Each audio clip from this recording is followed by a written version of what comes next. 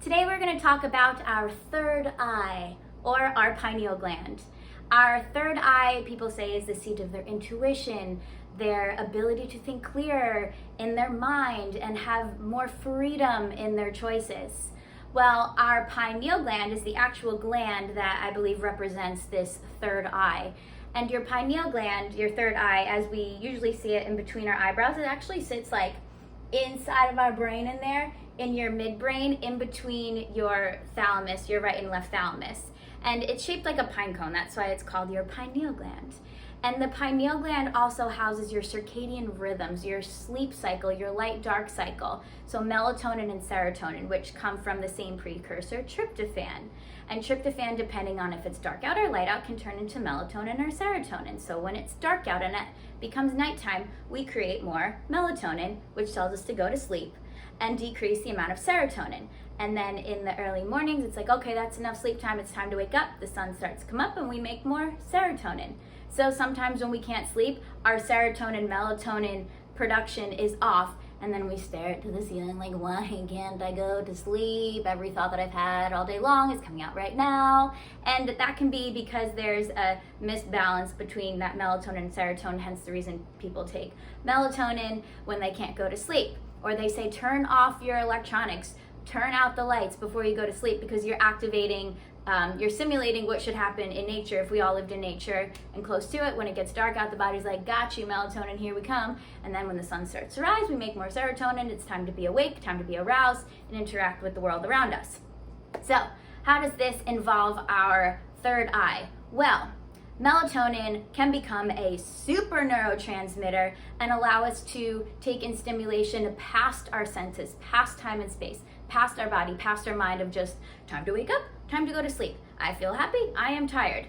And so when that happens, we are able to reach the quantum fields, we're able to reach frequencies and obtain information that is available to us, just not all the time, based on the parameters of our senses in this world at the moment. So how we can do that with our breath is to supercharge, give a little bit more energy, a little more electrochemical stimulation to our pineal gland so that the melatonin can become supercharged. And through our breath, we are able to do that. We've got lots of energy to use that is potential energy. It's stored up in this lower area of our body. It's our reproduction, our digestion, our gut instincts, right? It's important to have a lot down here. But it's sitting there in potential, and sometimes when we get super angry, it just like, it stays down in here. And we can get rid of that anger and squeeze it up through our spinal canal to activate that pineal gland to reach greater frequencies, to attach ourselves to the quantum field for more possibilities. Okay, so when we breathe, when we inhale, we're opening up these channels. The sacrum tends to open up, the pelvis tilts forward, the extension of the spine, right? More space. So all of that potential locked up energy down here starts to move. Then through the cerebral spinal fluid, we can, different minerals and salts and charged particles and ions and things are going to start to have room to move. And then when we exhale and squeeze from the bottom up like a tube of toothpaste through that spinal canal, all that fluid, that pressure is going to be moving up through our fourth ventricle, through our third ventricle, these little spaces, and then come around the pineal gland and create this pressure. And so that pressure, the cilia with the crystals on our pineal gland, feel that pressure. And when they are compressed under more pressure, they are able to have a stronger electrical signal, a stronger amount of energy, and therefore a higher frequency. And it acts like an antenna. So when we have a higher frequency based off of this pressure that has now turned electrical from chemical, it's able to reach higher frequencies out past our mind, past our body, past time and past space, because they exist in the quantum field. And when our antennas, like if you were to tune a radio to a certain high frequency, the frequency that it's looking for from all the waves that are happening out there is going to be identical to the frequency that it's putting out.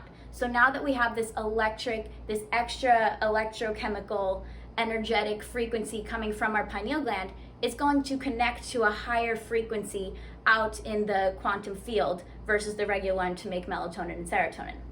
And now once we are on that wavelength, a higher wavelength that we normally are on, we can then make super neurotransmitters. So melatonin can turn into different metabolites like DMT, for example. And people who have taken exogenous DMT, you have these, they say they have these out-of-body experiences, a very oneness and consciousness is all around us, and you come up with these ideas or you see things that you'd never thought of before, and it really sticks strongly with you. And it's because you're having this supercharge, there's a ton of energy going into the field, connecting to the frequency with which you are vibrating on.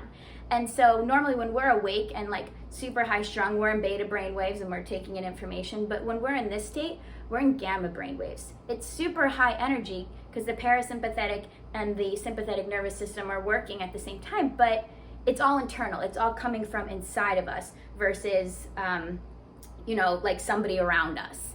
And so now it's all in our brain, this supercharged energy that we're connecting with to the quantum field. Hence we're having this internal sensation, but a very broad and conscious one at the same time. And so melatonin can become DMT. It can also become a sedative. And so like a benzodiazepine, like Valium, for example. Why are they given Valium? To calm their nerves. So when we're creating this internal sedative, we're calming that fear center and all those voices like, oh my gosh, no, you can't. That's fearful. We must do what we're told. We must keep our same ways. Do not change. That's a threat to our survival.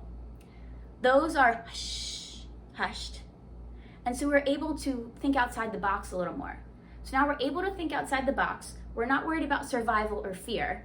And we're connecting to this higher frequency, seeing consciousness in a whole new way to view and perceive in a way that we have never done before. And when we do this often, we are then able to make this like a normal for us, a normal thing. And subconsciously, it's going to lay down new neural pathways in our brain to say, this is an okay path to take as well. And maybe those old thought patterns will get like dusted over. And now this is how we go in and we are changing our consciousness. 95% of our day is done unconsciously. And we want to start making more of that unconscious, conscious, to erase the old ways and live fully in our lives and be able to take in experiences and think clearly, because now we've already created this new path from these supercharged high frequency experiences just by getting all of that potential energy down here to swoop, whoop, whoop, work itself up the spine, and it goes into like other limbs and stuff as well on its way up. We're using that energy to repair or to be able to move in a new way, but we really want to focus on getting it all the way up into that pineal gland for this specific situation.